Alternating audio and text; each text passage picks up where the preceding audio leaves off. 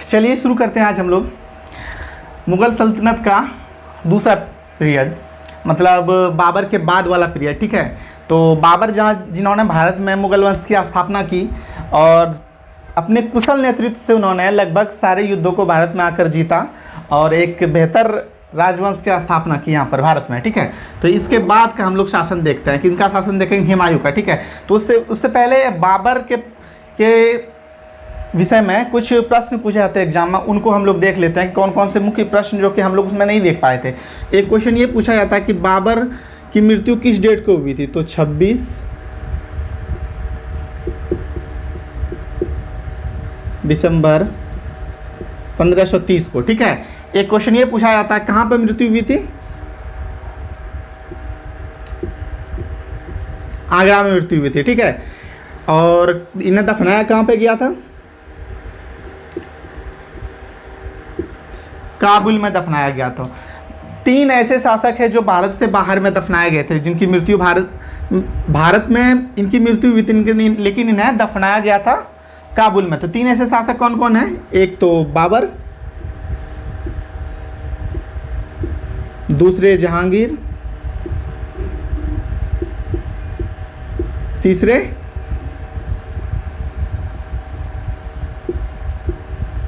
बहादुर शाह जफर। ये 3 ऐसे शासक थे जिनको बाहर में दफनाया गया था।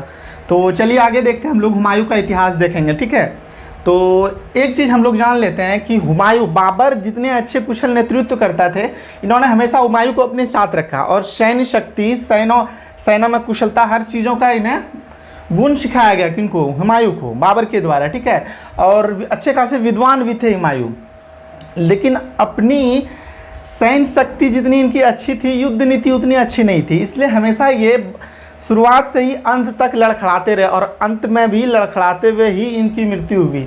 और इस चैप्टर में हम लोग देखेंगे कि कैसे इन्हें चौसा के युद्ध में शेर खान द्वारा, जिनका बाद में नाम शेर शाह सूरी उन्होंने खुद उपाधि धारण की, उन्होंने कैसे हराया और उसके बाद फिर कन्नौज के युद्ध में उन्हें भारत से भागना पड़ा हुमायूं को। ठीक है, और फिर से दूसरा कार्यकाल 1555 ईस्वी में सिकंदर शाह को हराकर ये फिर से इन्होंने भारत में सत्ता स्थापित की और उसके साल भर के बाद ही इनकी मृत्यु हो जाती है। ठीक है, तो हम लोग पूरा देखेंगे इसमें। ठीक है, तो चलिए शुरू करते हैं हम लोग बाबर का, हुमायूं का इतिहास। तो हुमायूं का जन्म जो हुआ था वो 8 मार्च 1508 ईस्वी को काबुल में हुआ था।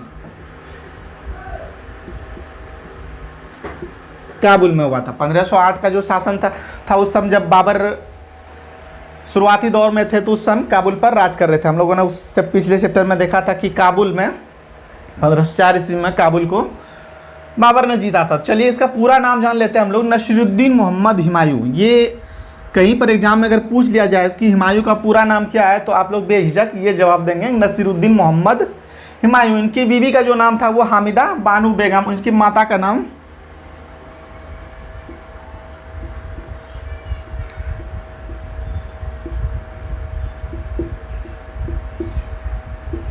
माहम बेगम। तो यहाँ तक हम लोग कंप्लीट हो गए। इनके 4 भाई थे और कहा जाता है इतिहास में कि 4 भाई की वजह से ही ज़्यादा कमज़ोर हो गए। वो इसलिए कि बाबर की जब मृत्यु हुई तो बाबर ने पूरा का पूरा चारों को बराबर हिस्से में बांट दिया। बड़े भाई होने के बावजूद हुमायूं को राजगद्दी दी गई और बाकी 3 बचे भाइयों को भी बराबर हिस्से में बांट दिया गया। तो उनके बारे में देख लेते हैं कौन कौन है। 4 भाई 1 बहन। ठीक है, हुमायूं,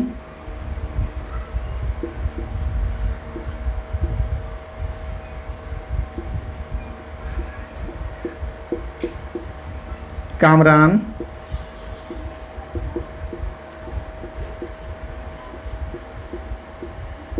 अक्सरी,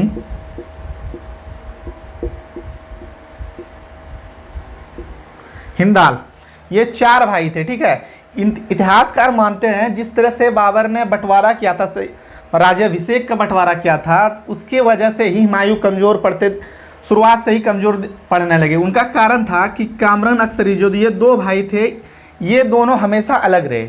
इन्होंने कभी हुमायूं का हेल्प नहीं किया, बदले में हुमायूं को हमेशा सत्ता से गिराने को उन्होंने कोशिश किया था। ठीक है, और हम लोग आगे देखते, इनकी एक बहन भी थी, इनकी बहन का एक बहन इनकी बहन का नाम था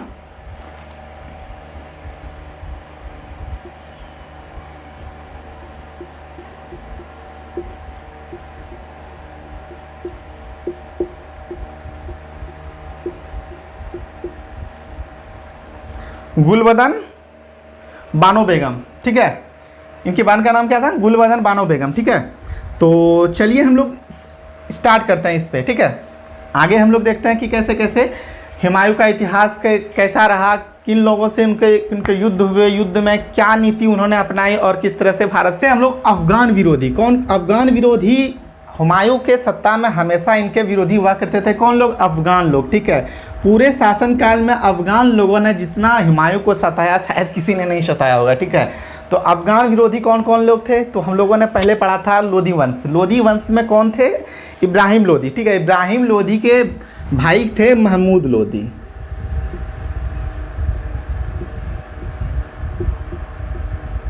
महमूद लोधी, ठीक है। एक ये थे, दूसरे थे बंगाल के शासक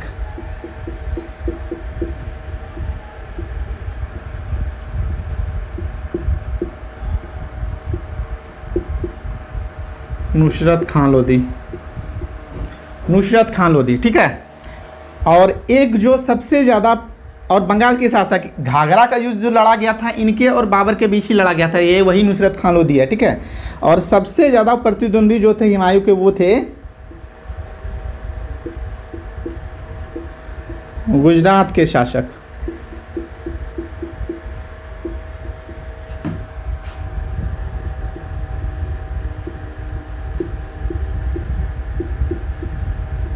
बहादुर शाह, ठीक है। इनके बारे में कहा जाता है कि कोई किसी को भी ये युद्ध में हरा देते थे, मतलब कोई भी युद्ध में किसी से हारने की वजह से कहीं भाग के अगर जाना होता था तो इनके पास बहादुर शाह के पास वो चले जाते थे, ठीक है। और हुमायूं की नीति एक युद्ध में एक जो गलत नीति थी जो उनके हारने का जो कारण बना बाद में, वो ये था कि वो क्षमादान कर देते थे, जुर्माना कुछ वसूल लेते थे और उन्हें क्षमादान देकर भगा देते थे, ठीक है। तो ये भी एक बहुत बड़ा कारण बना कि जैसे बाद में हम लोग देखेंगे कि चुनारगढ़ का जो किला था वो बहादुर शाह शेर खां यहाँ के राजा हुआ करते थे, ठीक है। और ये लगभग इनको पराजित कर दिया था, लेकिन उन्होंने इनको यहाँ पर इस वजह से छोड़ दिया जुर्माना देकर कि चलिए भाई संधि इन्होंने कर लिया। संधि करने में एक नंबर पे थे वो, ठीक है। तो आगे चलिए देखते हैं हम लोग, और शासन जो कर रहे थे उनके भाई के बारे में हम बता देते हैं एक एक करके कि कौन कौन कहाँ पे शासन कर रहे थे। कामरान,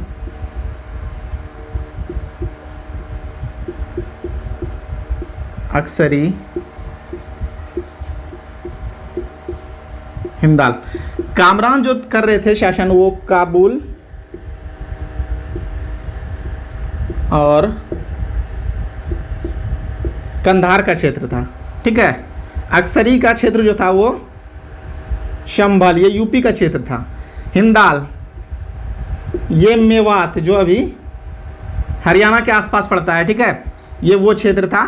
तो सभी को लोग भाई को मतलब बांट दिया गया। तो कहीं ना कहीं ये कमजोरी भी थी कि पूरे भारत में जिस तरह से राज करने का सपना हुमायूं का था वो अपने भाई की वजह से ये कर नहीं पा रहे थे, जिसके वजह से धीरे धीरे वो खुद में कमज़ोर पड़ते दिखाई दे रहे थे, ठीक है। तो आगे चलिए हम लोग देखते हैं कालिंजर का युद्ध, ठीक है। किनका युद्ध? कालिंजर का युद्ध। कालिंजर का युद्ध 1531 में लड़ा गया, ठीक है, 1531 में लड़ा गया और यहाँ पर हुमायूं की जीत हुई। लेकिन मुख्य रूप से जिस युद्ध के बारे में हम लोग बात करेंगे 1532 में धोरिया का युद्ध लड़ा गया था, ठीक है। धोरिया का जो युद्ध लड़ा गया था ये अफगान और हुमायूं के बीच लड़ा गया था।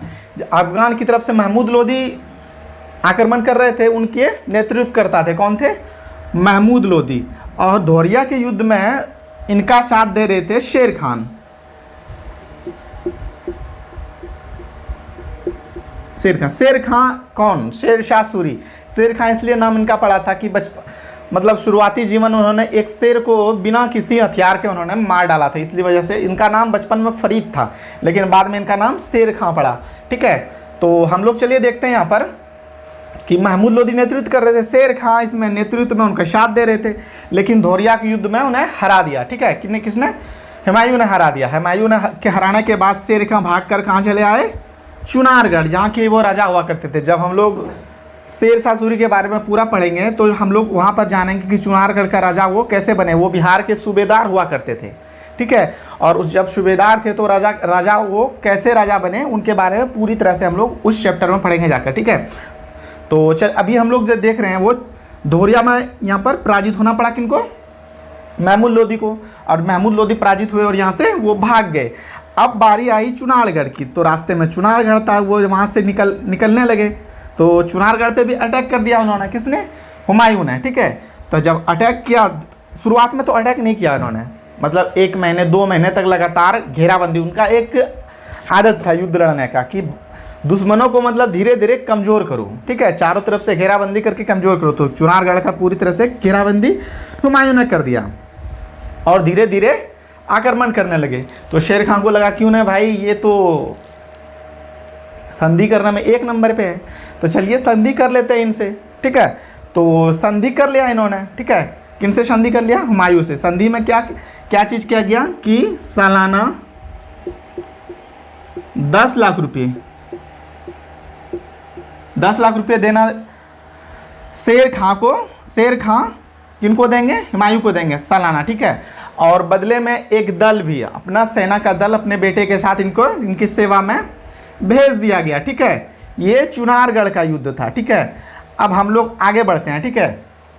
इसी बीच एक चित्तौड़ की महारानी थी, ठीक है। कहाँ की महारानी थी? चित्तौड़ की।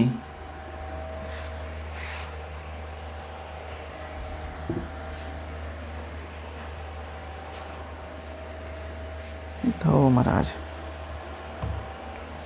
कहाँ है महाराज?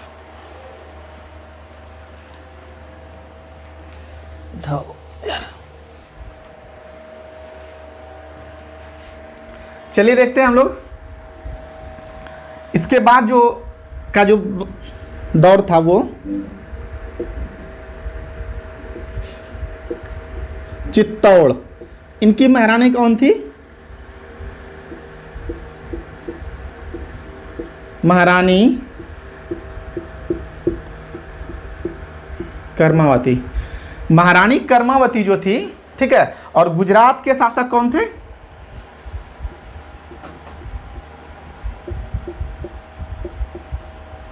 बहादुर शाह। बहादुर शाह ने युद्ध के लिए ललकारा किनको? महारानी कर्मावती को, ठीक है। और महारानी कर्मावती जो थी वो समय समय पर अपना भाई मानते हुमायूं को राखी भेजती थी। तो इस वजह से इन्होंने, महारानी कर्मावती ने एक राखी भेजी खत के साथ कि भाई अब हमारे खिलाफ युद्ध के लिए बहादुर शाह जफर ने एक चुनौती दी है, तो आप हमारे लिए लड़िए और बहन की इज्जत बचाइए। तो हुमायूं ने मतलब इनके लेटर को एक्सेप्ट कर लिया। और एक लेटर बहादुर शाह के द्वारा भी बहादुर शाह के द्वारा भी लिखा गया एक लेटर, ठीक है, हुमायूं को, कि एक महारानी कर्मावती जो हिंदू है, आप हिंदू का साथ क्यों दोगे?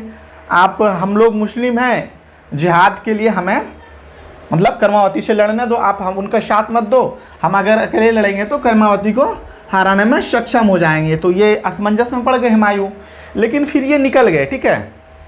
फिर ये निकले, लेकिन निकले वहाँ पर सही समय पे ये पहुँच नहीं पाए चित्तौड़गढ़, ठीक है, किला। और रास्ते में एक जगह पड़ता है सारंगपुर, ठीक है। ये मध्य प्रदेश के आसपास का एक जगह पड़ता है सारंगपुर। यहाँ पर वो आराम करने लगे। ये आराम करने का ही कारण था कि वो यहाँ पर लेट हो गए और यहाँ पर बहादुर शाह जफर ने चित्तौड़ पर कब्जा कर लिया, ठीक है। और महारानी कर्मावती इन्होंने, ये पहले हम लोग जानते हैं कि पहले के ज़माने में क्या होता था कि अगर वो कोई महारानी अगर कब लगता था कि वो हार जाएंगी तो वो खुद अपनी जान दे देती थी। वो दूसरे के अधीन रहना पसंद नहीं करती थी। वो इसलिए कि जो भी राजा अगर जीत के जाते थे तो महारानी हो या कोई भी, तो वो अपना उन्हें गुलाम बना लेती थी। गुलाम बनने से अच्छा वो मरना पसंद करती थी, ठीक है। तो यहाँ पर वो चित्तौड़। अब इनके जो बेटे थे राजा विक्रमादित्य,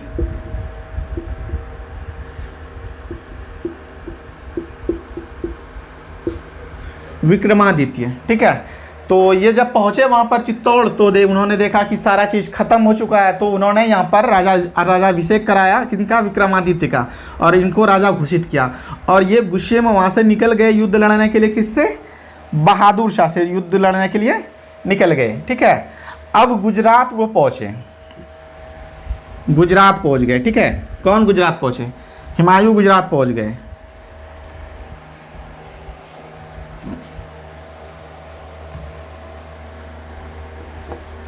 गुजरात पहुंचने के बाद धीरे धीरे वो युद्ध करना उन्होंने प्रारंभ कर दिया। ठीक है, किनसे, बहादुर शाह से।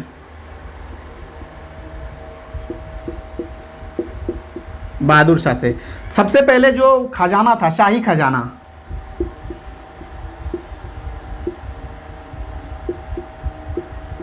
चंपानेर का, चंपानेर ये गुजरात का क्षेत्र पड़ता है। ठीक है, चंपानेर का जो शाही खजाना था ये उन्होंने अपने कब्जे में ले लिया। ठीक है, उसके बाद एक और जो किला था वो गुजरात का ही मांडू,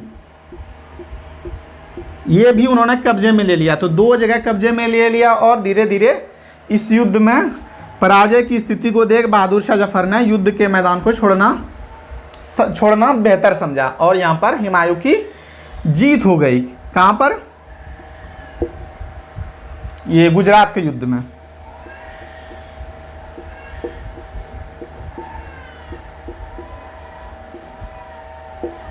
गुजरात के युद्ध में जीत हो गई, किनकी, हुमायूं की जीत हो। चलिए आगे देखते हैं हम लोग कैसे चौसा के युद्ध में हुमायूं को पराजित होना पड़ा। ठीक है, तो किसी सिलसिले में वो बंगाल गए हुए थे, उस समय जब वापस लौट रहे थे वहाँ से, तो रास्ता बिहार से पड़ता था आना। ठीक है, तो रास्ते में थी गंगा नदी। ठीक है, ठीक है, तो यहाँ पे क्या हुआ, ये साल था 1539 का। ठीक है,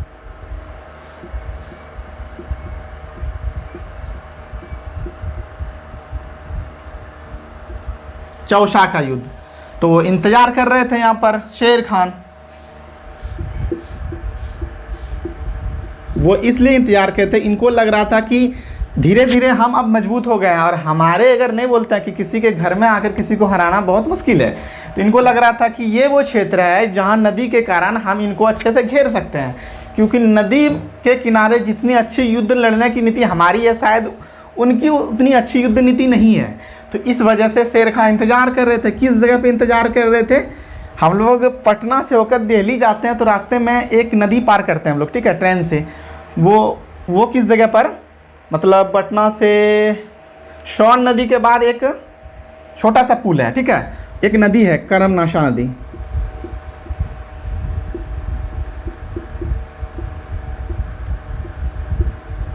करमनाशा नदी।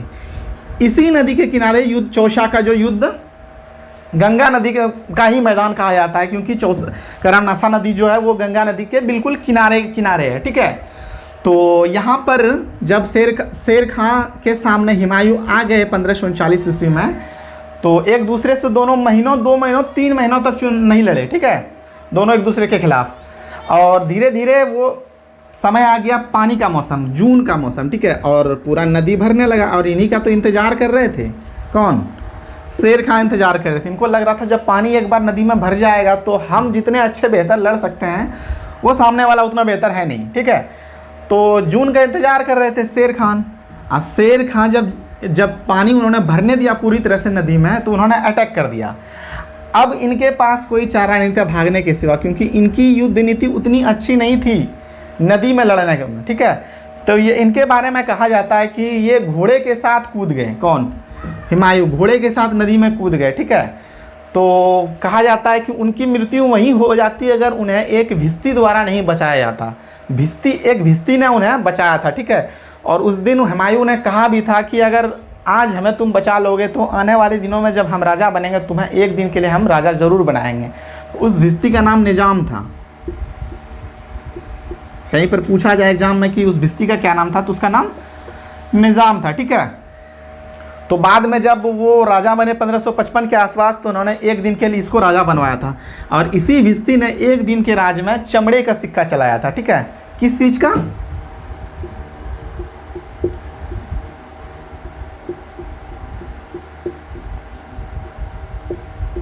चमड़े का सिक्का। ठीक है, तो चौसा के युद्ध में हार हो जाती है और हार कर ये दिल्ली की ओर भागने लगते हैं, ठीक है, दिल्ली की ओर रवाना हो जाते हैं, ठीक है। तो दिल्ली की ओर रवाना जब होते हैं तो दिल्ली के आसपास, दिल्ली से पहले एक जगह पड़ता है कन्नौज, बिलग्राम, बिलग्राम का भी युद्ध कहीं कहीं जिक्र होता है, ठीक है।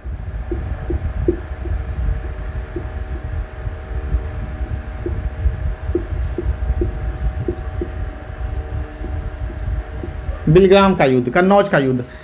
अब शेरशाह सूरी भी तो पीछा छोड़ने वाले नहीं थे। एक चीज और, ठीक है, हाँ चलिए बाद में देखते हैं इस चीज को। 1540 ईस्वी में, मतलब पीछा जब छोड़ते नहीं तो धीरे धीरे उनके पीछे चले जाते हैं और कन्नौज का युद्ध होता है और वहां पर भी शिकस्त मिलती है, ठीक है, किनको, हुमायूं को और शेर खान।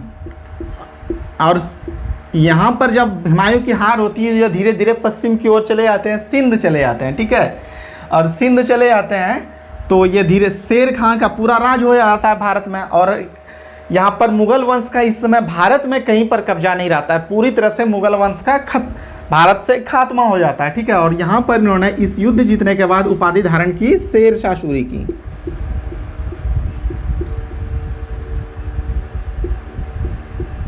शेरशाह सूरी की उपाधि धारण की किसने, शेर खान ने। तो इसके बाद हम लोग, चलिए यहाँ पर तो हम लोग जान गए, अब हम लोग थोड़ा सा जानेंगे, ज़्यादा नहीं, कि 1540 से 1555 का जो सफ़र था वो इस बीच में इन्होंने, चलिए देखते हैं हम लोग इसके बाद हुमायूं का शासन क्या चीज़ हुआ, ठीक है। तो हुमायूं 1540 से 1555 ये बीच का जो सफ़र था, इस बीच के सफ़र में हुमायूं ने क्या किया, ठीक है। तो ये भागकर कहाँ चले गए, काबुल। तो काबुल में किनका राज था, कामरान का राज था, जो कि इनसे जस्ट विपरीत हुआ करते थे, ठीक है। किनसे, हुमायूं से जस्ट विपरीत हुआ करते थे।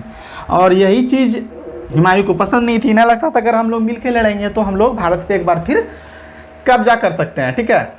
तो 1550 के आसपास क्या होता है, 1550 के आसपास का साल ईरान के एक साथ है, ठीक है, उनके द्वारा खत लिखा गया कि ठीक है, हम आपकी सहायता करेंगे लेकिन इसके बदले आपको शिया धर्म अपनाना होगा, ठीक है। किनको, हुमायूं। तो कुछ दिन के लिए इन्होंने उनको स्वीकार कर लिया, हुमायूं ने स्वीकार कर लिया और उन्हें युद्ध के लिए आमंत्रण किया। तो युद्ध के लिए आए तो कामरान को उन्होंने उस युद्ध में हरा दिया, ठीक है। और अक्सरी को भी बाद में फिर उन्होंने युद्ध में हरा दिया। और इसका आलम ये हुआ कि दोनों को, यहाँ तक कि कामरान की दो आंखें निकाल ली गई और अक्सरी को भी, दोनों को मक्का भेज दिया गया, ठीक है। और बाद में फिर अब काबुल पे तो और कंधार पे तो कब्जा हो गया हुमायूं का। और 1551 ईस्वी में, 1551 में एक युद्ध में लड़ते हुए हिंदाल की मृत्यु हो जाती है, हिंदाल की मृत्यु हो जाती है, ठीक है। तो इसमें सोचने वाली बात यह है कि यहाँ पर जितने भाई थे वो ख़त्म हो जाते हैं, ठीक है। उनके सामने जो भाई की वजह से लगातार वो सत्ता से जा रहे थे, अब यहाँ भाई का वो उनका टेंशन रहा नहीं, ठीक है। सारे भाई की मृत्यु हो जाती है, ठीक है। तो अब उन्हें कहीं से पता चलता है कि भारत में जो राज कर रहे थे शेरशाह सूरी, उनकी मृत्यु हो चुकी होती है और उनके बेटे इस्लाम सूरी,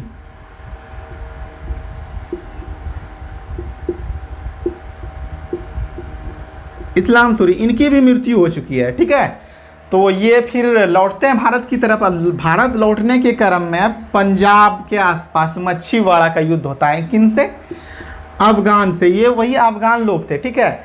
अफगान लोग क्यों फिर तितर बितर हो गए, जब शेरशाह सूरी की मृत्यु हो गई तो सभी लोगों ने चाहा कि हमें ही गद्दी दिया जाए, ठीक है। तो गद्दी का लालसापन ऐसा था कि आपस में ही लड़ाई कर बैठा, ठीक है। तो अलग अलग गुटों में बढ़ गया अफगान। तो ये एक गुट अफगान का एक गुट जो मच्छीवाड़ा का युद्ध है यहाँ पर लड़ा गया, इनमें हुमायूं की जीत हुई। और फिर इस जीत के बाद दिल्ली में शासन कर रहे थे कौन, सिकंदर सूरी।